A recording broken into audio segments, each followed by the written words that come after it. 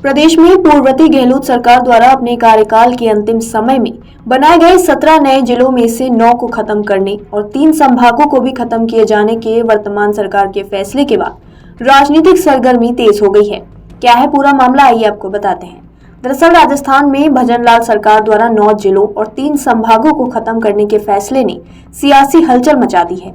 इस फैसले के तहत बांसवाड़ा संभाग को भी निरस्त कर दिया गया है, जिसे लेकर बांसवाड़ा सांसद राजकुमार रोत ने कड़ा विरोध जताया है।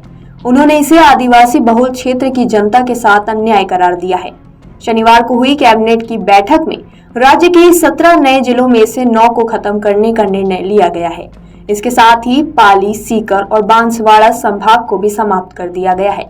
अब राजस्थान में कुल जिलों की संख्या घटकर 41 रह गई है, जबकि संभागों की संख्या 10 से घटकर 7 हो गई है।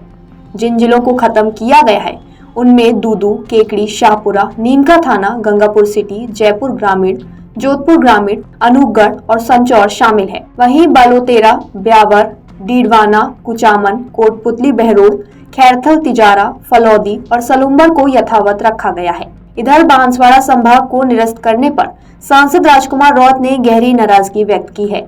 उन्होंने कहा कि यह फैसला आदिवासी बहुल क्षेत्र की जनता के लिए अन्यायपूर्ण है। रोत ने सोशल मीडिया प्लेटफॉर्म एक्स पर लिखा है, बांसवाड़ा संभाग को निरस्त करके राज्य सरकार ने बांसवाड़ा डूंगरपुर की जनता के साथ बहुत बड़ा अन्याय किया है। मध्य प्रदेश और गुजरात की सीमा पर रहने वाला एक गरीब आदिवासी 240 किलोमीटर की दूरी तय कर उदयपुर आने की सोच भी नहीं सकता। उन्होंने भजनलाल सरकार से इस फैसले पर पुनः विचार करने की अपील की है। विशेषज्ञों का मानना है कि बांसवाड़ा जैसे आदिवासी बहुल क्षेत्र में संभाग को खत्म करने से सरकारी सेवाओं तक पहुंच और प्रशासनिक कार्यों में कठिनाई बढ़ेगी। इस क्षेत्र के लोग लंबे समय से बेहतर प्रशासनिक सुविधाओं की मांग कर रहे थे, लेकिन संभाग को खत्म करना उनकी समस्याओं को और बढ़ा सकता है।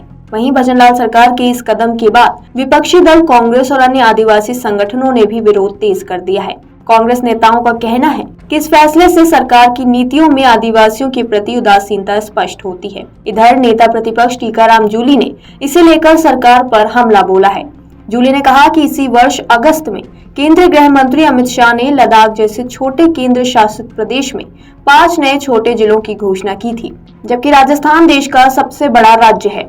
वहां भाजपा की सरकार ने 9 जिलों को समाप्त कर दिया है। यह फैसला निंदनीय और जन विरोधी है। कांग्रेस पार्टी इस निर्णय का कड़ा विरोध करती है और आने वाले दिनों में सदन से लेकर सड़क तक आंदोलन करेगी।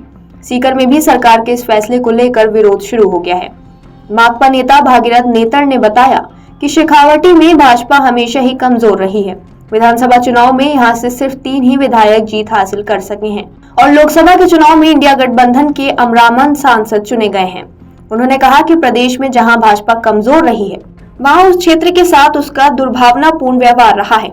इसी बात को लेकर सीकर संभाग और नीमका थाना जिला निरस्त किया है।